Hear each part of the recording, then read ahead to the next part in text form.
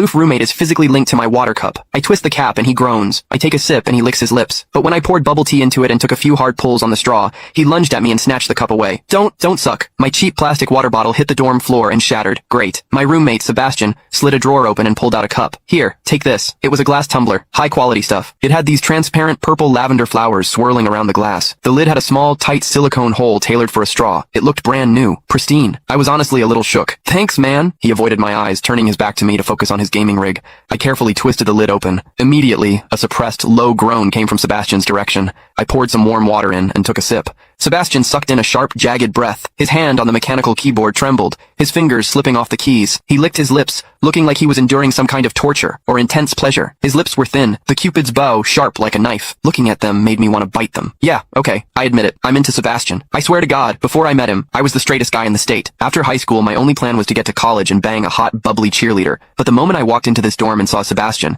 that plan went out the window. 4 years of college and he's the only one I want to mess around with. But I couldn't tell him. No way. I was terrified that if I spilled my guts, we wouldn't even be friends anymore. Because Sebastian is straight. Like, painfully straight. Only 2 weeks ago, he turned down a senior, a varsity swimmer, total stud, who asked him out. After that, Sebastian came back to the room and sat at his desk with a face like thunder for hours. The guy must be a raging homophobe. Maybe it was because the cup was a gift from my crush, but that warm water tasted sweeter than usual. It had a weirdly good aftertaste. I grabbed a straw from my desk and shoved it deep into the hole on the lid. The second I did, a strangled moan ripped out of Sebastian's throat. He bolted up and sprinted into the bathroom. Weird. We were just gaming. Why the hell did he suddenly need a shower? He didn't even grab a change of clothes or a towel. My hearing has always been too good for my own good. Through the thin bathroom door, I heard whimpery, muffled sounds. Soft, hot, suppressed. As a dude, I knew exactly what that sound was. He was jerking off. When I get horny, I usually wait until lights out and hide under the covers like a rat. But Sebastian, it's the middle of the damn day and he just goes for it? Talk about high testosterone. Sebastian is gorgeous. He's got that cold, don't touch me vibe, but his eyes are sharp, almost like a fox. He looks like a priest who's secretly a sinner, tempting as hell. I've heard people say his smile is killer,